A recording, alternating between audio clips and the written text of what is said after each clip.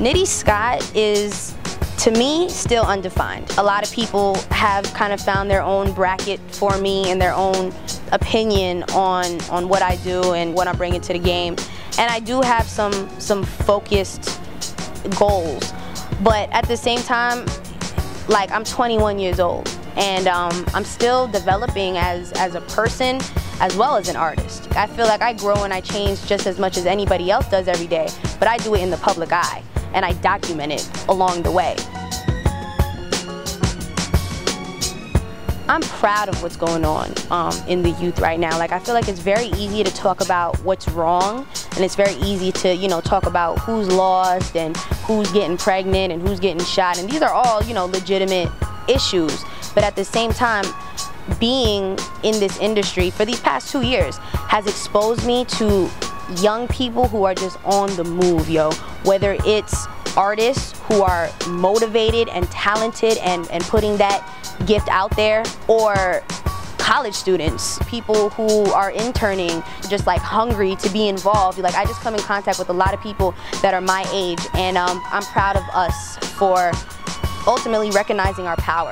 You know, I didn't have like a horrible life growing up, but you know, I had certain cards dealt to me that made things difficult, and moving to New York City when I was 17 kind of helped me to take my life into my own hands and say, it doesn't matter what the generation before me did or what my parents did, I have the power to make whatever I want happen. You know, as corny as it sounds, it's very true.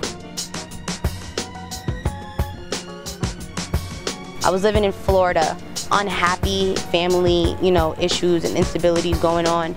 And then I had found this new passion for making music, because I always loved music. I always was a listener, and then I was a writer. One day I kind of merged writing poems and lyrics alone to kind of putting them on beats and finding music that complements the words. So I did that with a little homemade mixtape. Went to Walmart and bought, like, you know, jewel cases and CDs, and had a little photo shoot in my living room and did the cover, and it was like so makeshift, but it was my baby.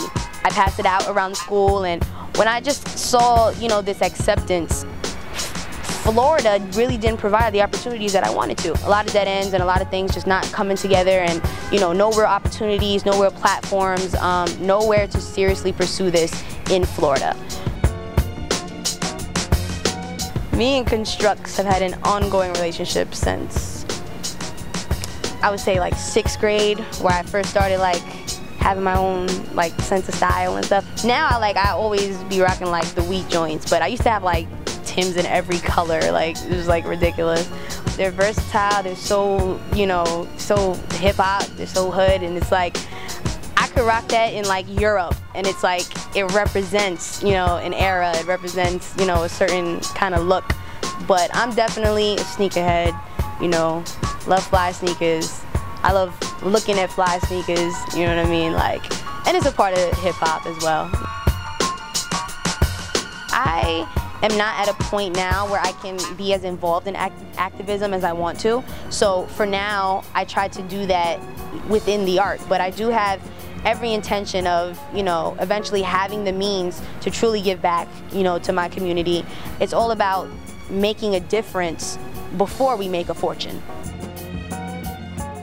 Peace, peace, is Nitty Scott MC, repping for the Boombox family, and I just want everybody to come out, check me out live at the Open Road Rooftop on June 28th. I'll be performing at Soul Connections, presented by Sneakers4Success. So come through, enjoy live music, good hip hop.